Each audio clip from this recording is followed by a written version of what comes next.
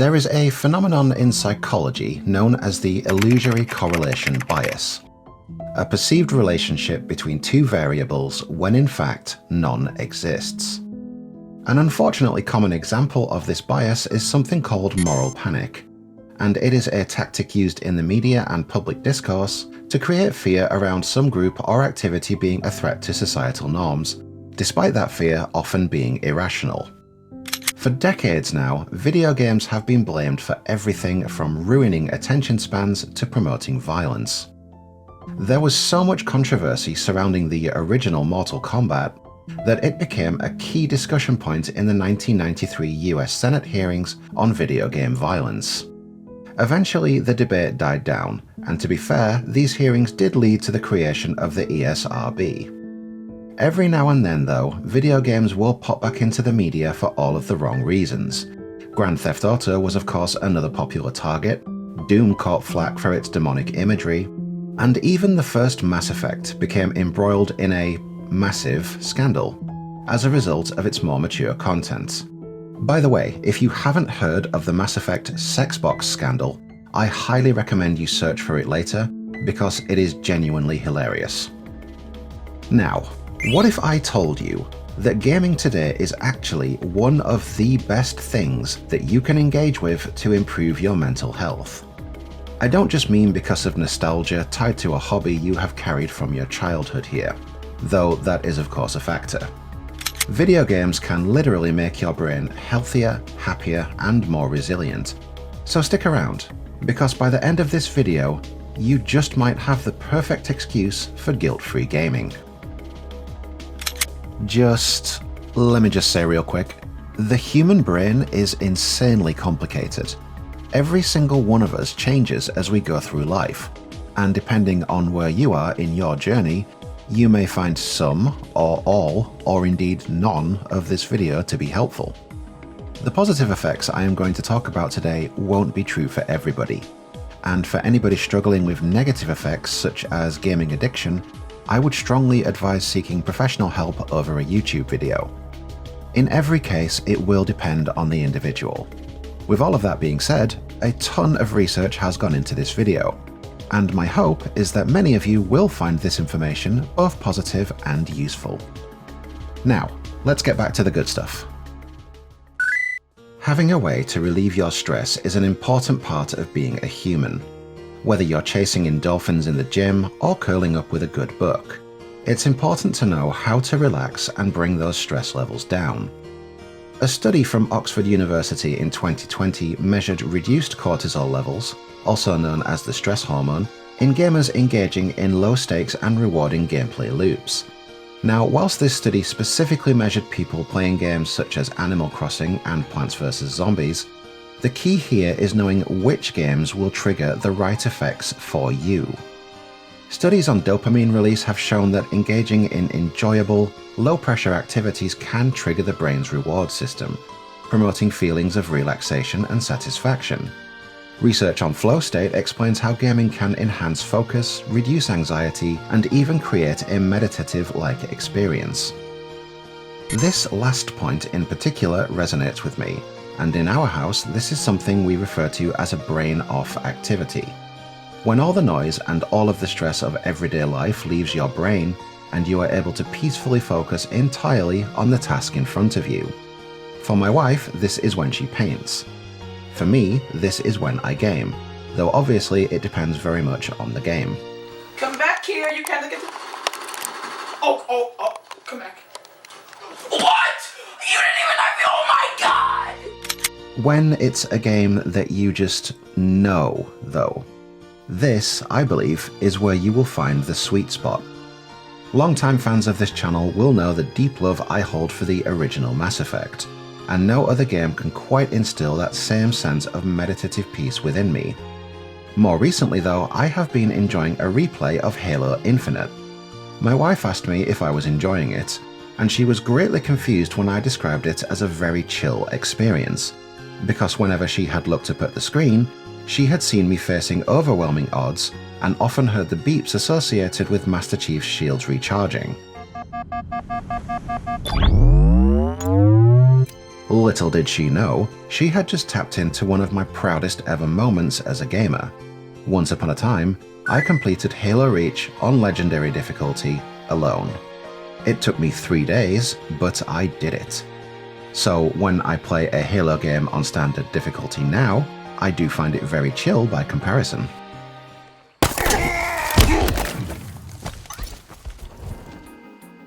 During the COVID-19 pandemic, there was a substantial increase in negative psychological consequences as a result of the social isolation. Many people lost their access to their usual stress relief outlets, and they sought out new ones to fill the void. And this is where video games came into the picture. The likes of the Final Fantasy VII Remake and Doom Eternal were heavy hitters in the early days of the pandemic. But easily the biggest surprise hit was Animal Crossing New Horizons. You know when people talk about the stars just aligning, or less fantastically, when people talk about being in the right place at the right time? Well, imagine you have just launched an open-ended social life simulation game with deep customization options, where you can do basically whatever activities you like. You have the freedom to travel to other players' areas and interact with them virtually, and this is all wrapped up in a game that is so simple to pick up and play that it requires no previous knowledge of how other games work. Now, imagine that you release this game in the same month that the entire world is put into lockdown, and the things we just discussed are no longer possible in the real world. But what was it about Animal Crossing though? I mean, we had been desperate for a remake of Final Fantasy VII ever since that E3 tech demo in 2005. And yet it has sold less than a quarter of what Animal Crossing has. The basic psychological needs theory looks at how humans have 3 foundational and innate psychological needs: autonomy, relatedness, and competence. Autonomy is our need to feel our actions are our own, and that they contribute to our sense of self. Relatedness is our need to feel connected to others, and competence is our need to feel effective as we apply and extend our skills. Are you guys starting to see it yet? How the stars aligned, and how this game has sold over 31 million copies. What the pandemic took away, Animal Crossing gave us back. Autonomy. The ability to control an in-game environment and make progress through everyday activities offers a sense of player agency, and the customization available plays a big part in freedom of expression. Relatedness. The options for local and online multiplayer and the potential to join wider online communities speak for themselves. Competence. In a game where you can play your own way, this translates to setting your own goals and the resulting sense of achievement when you complete them. Some people like hitting targets, like catching so many fish. Some people like to create structures and even open them to the public. And some are content to simply decorate their virtual homes. Animal Crossing is of course one very specific and extensively studied example. And I am sure that you can all think of examples of games that fulfill your needs for autonomy, relatedness, and competence. Back when I was in college, I was obsessed with the Fear Effect games. If you haven't heard of them, I don't blame you. Aside from an indie revival in 2018, this franchise has been dead for a long time. I mention these games because of how heavily they featured puzzles, and just how brutally challenging these puzzles were. You see, death in Fear Effect comes frequently and is often instant. These games were not for the faint of heart, and most of my friends gave up early on in the first game when they could not defuse the bomb.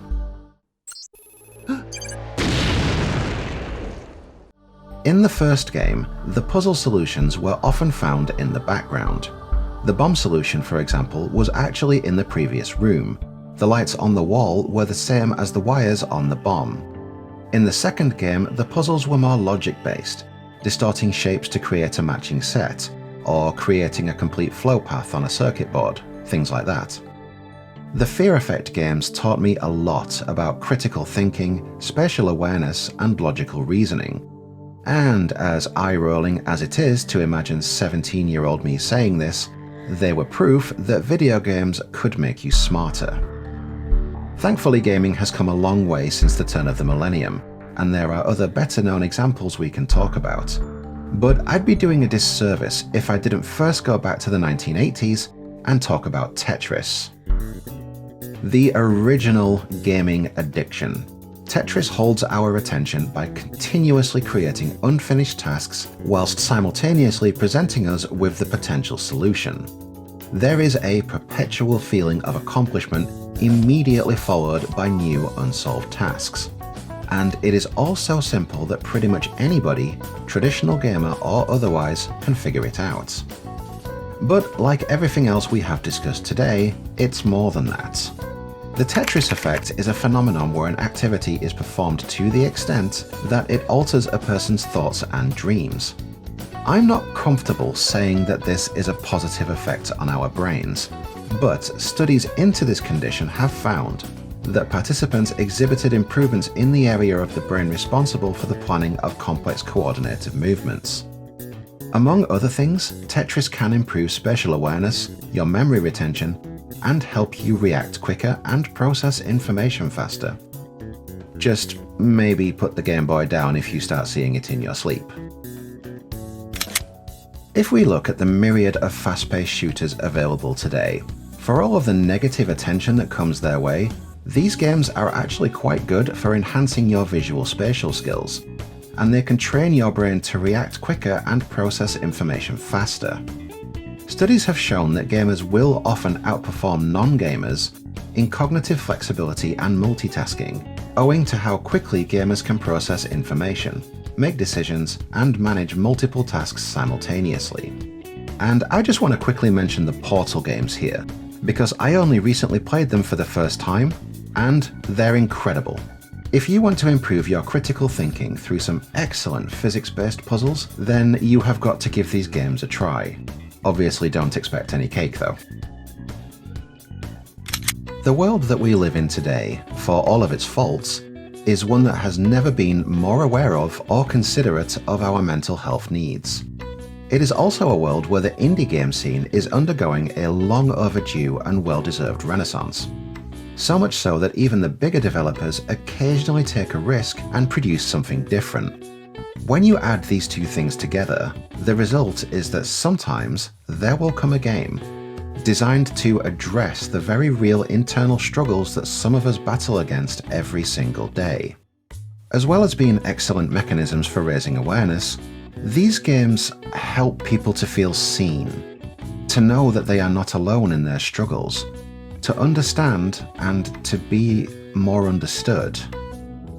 Celeste tells the story of Madeline. She is trying to climb one of the most dangerous mountains in her world, Celeste Mountain. The entire journey is a metaphor for the mental health struggles faced by real people, and how they can overcome their feelings of giving up.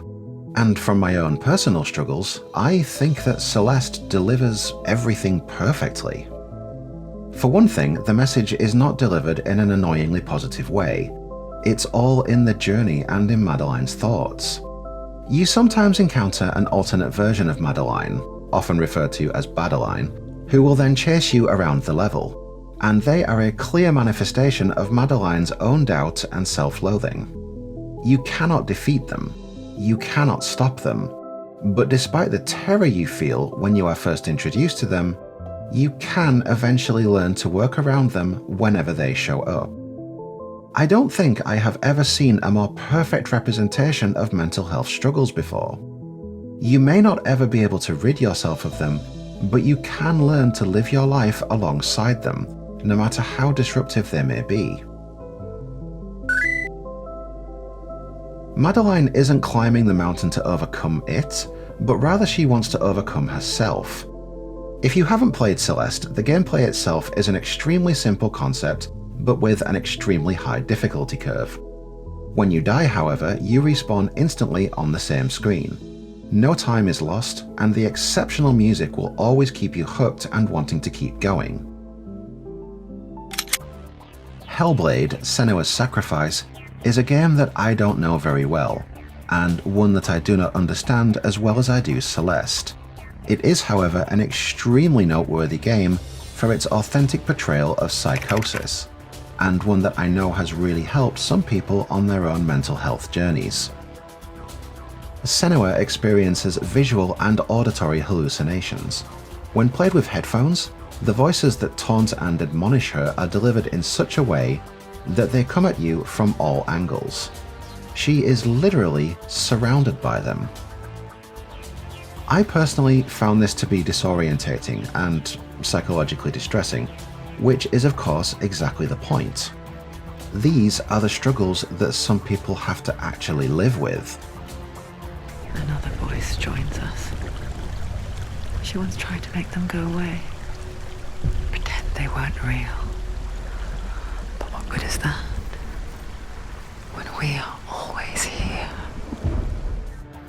The developer Ninja Theory collaborated with mental health experts and people with personal experience of psychosis in order to create an accurate representation. And the end result was lauded for the efforts that it made, scooping up 67 awards, including 5 BAFTAs. Whilst they don't happen very often, every now and then we do see games like these. A game not just designed to entertain, but to help us heal.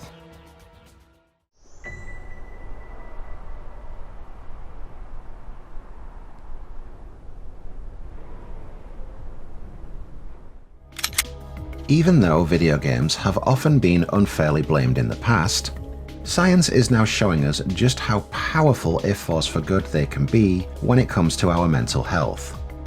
Video games have the genuine capacity to make us feel better, think faster, and connect deeper.